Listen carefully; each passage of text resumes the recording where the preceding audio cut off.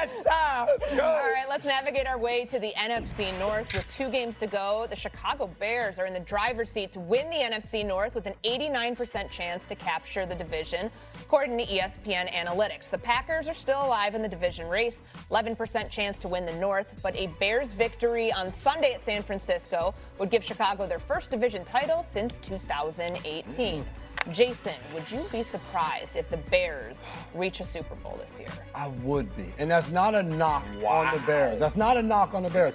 They've been a ton of fun to watch. They've been ahead of schedule. I think we all are a little bit surprised of how well they've played this season, the progress Caleb Williams has made throughout, what Ben Johnson's been able to do with the run game, the defense, all of the turnovers. But I think as we get further into it, I think teams like the Rams, I think teams like the Seahawks, I just give them a better opportunity to be representing the NFC in the Super Bowl right now. I would not be surprised. I disagree with this. Listen, they have 64 runs of 10-plus yards, the most explosive run team in the NFL. If you remember who won the Super Bowl last year, that team did it. That was the Philadelphia Eagles. They have a quarterback who's making plays. And listen, you got to get lucky sometimes. The onside kick tonight, that's lucky, right? There are things that happen. Last year when the Chiefs went to the Super Bowl, everybody said, oh, they got lucky. They went 50.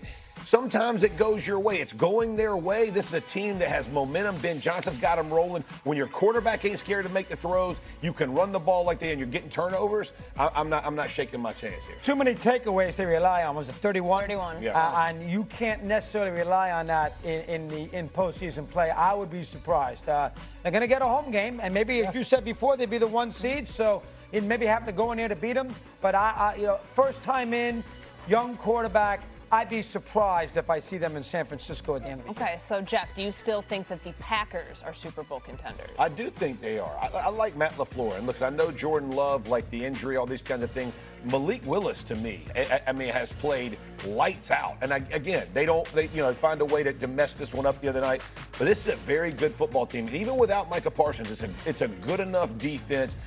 And just as you look at these games and you look at these teams, nobody to me feels like they don't have issues and they can just get. So, I'm not going to take a well-coached football team that can go score points with Jordan Love. I'm not taking them off the list. I think Malik Willis gets them to the point, and then Jordan Love takes it over. I'm taking them off the list, and I think Micah Parsons was brought in there to be the finisher. For sure. He was the guy late in the game in the fourth quarter that's going to come away with the big sack to win you the game. He's the guy that's drawing those double teams. And not only did they lose Micah Parsons, they lost Devontae Wyatt as well on that defensive line. So I think when you start missing those pieces and you get in these playoff games, you're going to need those guys to step up big. And you just mentioned Jordan Love getting banged up. Malik Willis got banged up in that game as well. Right. So those injuries start creeping in.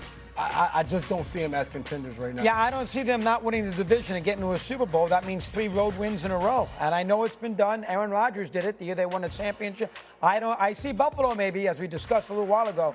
I don't see Green Bay in the 7th spot or 6th spot winning 3 road games to get to a Super Bowl. That, to me, is a little too much to ask for that team without Parsons. So I would say no, they're not legitimate Super Bowl contenders. And the last team that's sort of still in it, but kind of not, is the Detroit Lions. We know they lost on Sunday to the Pittsburgh Steelers. That's what got the Bears into the playoffs to begin with. Are they the biggest disappointment this season? Well, it's them or the Ravens. I think you'd have to put the Ravens with them, too. But, yes, I mean, the Lions they have not been beating good teams. They lost to Green Bay twice. Yeah. They lost at Kansas City. They lost to the Rams. They've lost to a lot of, they lost the other day to Pittsburgh, it's a decent team. They have not beaten a good team all year. That's the first concern with them. They haven't stopped the run. They got all sorts of issues on defense. They're 8-7. I mean, did you think that the over-under number beginning of the year is around 11? And they're 8-7. Most people expected them to win the NFC North back-to-back years. Absolutely. So you'd have to say they're the most disappointing team. I'm going to say the Ravens. I think when you look at the Lions, they lost both coordinators this offseason, and Aaron Glenn becoming a head coach, Ben Johnson becoming a head coach. I look at the Baltimore Ravens. They returned everybody. I remember the beginning of the season, we said, this is the best roster in the NFL. Their defense top down. Lamar Jackson, when he's getting Absolutely. DeAndre Hopkins, Derrick Henry, all of these guys. And we talked about Lamar's injuries, but remember, they were 2-5 when he got injured at that point in the season. So for me, it would be the Baltimore Ravens as the most disappointing team this year. Yeah, I'd go Ravens here. It's not even close to me. I had them as my Super Bowl favorites. I thought they were going to represent the AFC, and they have played poor. And here's the thing: even starting poorly and all that, they had everything in front of them. Before that, I think it was the Pittsburgh game, right? They had everything in front. They could go win, take care of the business, and they haven't. They've just laid an egg. And so when you look at this team, their roster, they got no excuses, man. I mean, Lamar's played 11 games. They haven't been good enough. I've been very disappointed in this Ravens team. Did anyone here have the Bears as a team that could win the NFC North this year? No, they did not. 8.5 was their number in Vegas before the year began. They have played extremely well. Sure. All right. They're fact or fiction. That's fact. They are. Wow. Listen, I'm going to say this. I was the onside kick, what a 4% chance or a miracle, whatever it is. They still found a way to win. And here's the thing. They, similar to the Eagles last year, I'm not comparing the two teams, they lead the league in explosive runs. They got 63 of them. This team understands their formula of winning. They're physical up front. They get turnovers. And, oh, by the way, their quarterback that Ben Johnson has been kind of bringing along the last 2 weeks has made probably two of the most improbable throws in the NFL this season, and dimes. And it's like, if you feel the momentum, they're behind Ben Johnson. This is an exciting team to watch. That throw to win the game that we just showed like 4 or 5 times, that's one of the best throws I've ever seen. Unreal. And when you think about like just the arrogance to even try it. Arm arrogance. In a situation like that. Here it is. If I'm a Bears fan, then instead of like the Yule log on Thursday, I'm running this play over and over and over again, like on endless loop, because that is just absolutely gorgeous. And the fact that you have a guy, and he's young and he's been up and down, he can be erratic, obviously, a guy that can make that play in that situation. If you can keep the game close, which with the way they run the ball, can. Then turnovers, like everybody talks about it being lucky, they find ways. Like they listen. That if the offense can be that explosive continuously, it's going to have to compete with how other teams can score against their defense. But their defense has made the incredible plays. But to your point, the ability to have the explosive runs is less exciting than throws like that, but that's the real secret to this offense, because when you try to take a deep shot, they're low probability plays, so now you're in 2nd and 10 and your drive might be dead. But if you hand the ball off, and that's just as likely to have an explosive play, if it fails, you're in 2nd and 6, the drive is still alive. It's about keeping those drives alive and then sometimes stealing a big play that you don't have to scheme for. By the way, when was the last time a team won the Super Bowl relying on explosive runs? Oh, yeah, 10 months ago.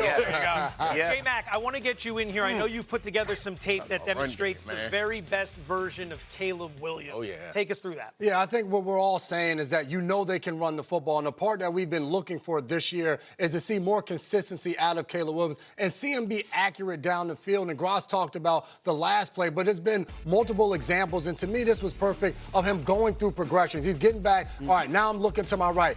I don't like the picture there. So now, how fast can I get my feet over and get to the next progression? I love this. He sees it. Linebacker's coming up. He's biting on that short route. Now I have to put it in a spot. And he does that right between the safety and the cornerback. And then we talk about the last play of the game to win it. But what about the play to send it into overtime? The Packers come with an all-out blitz. He knows he's responsible for the one unblocked guy. He confirms it post-snap. All right, I see that guy. Now I have to fade away from him to be able to make this throw. And he puts it in a bucket. Yes, the Packers miscommunicate. They don't cover it. But look where he places this football. Even if he is blanketed in coverage, he throws it where only his receiver can catch the ball. This is just an absolute beauty. And when you have a quarterback that'll rise to the occasion in those moments, it gives you a chance once the playoffs start. Excellent breakdown. So a lot of positivity on the Bears, but I want you to take a look at this. Super Bowl odds right now, courtesy of our friends at DraftKings, and where the Bears, despite being the 2nd seed in the NFC, currently sit. 12th shortest odds. That means there are 11 teams with better odds to win the Super Bowl than the Chicago Bears. Does that feel a little bit disrespectful, Graz? Yeah, I guess. I mean, what's the reason? Like the fact that they're not the most likely 1 seed? Like someone from the NFC, 3 teams in the NFC West may be more likely to get the 1 seed than they are. Look, I mean, I don't think they care about. They're also kind of sneaky in terms of like being new on the scene, in terms of what people want to, when they bet on, and also they don't play a lot of defense. I mean, that is a major Achilles heel that could cost them. So you'd rather have, you know, Seattle's defense or the Rams' defense or the Eagles' defense in the playoffs. We've all brought up the defense over multiple weeks. I feel a little silly doing it, even though I like understand that the turnovers are not something that you can always reproduce. They have so many forced fumbles and fumble recoveries, but I also feel like a fool because as a defensive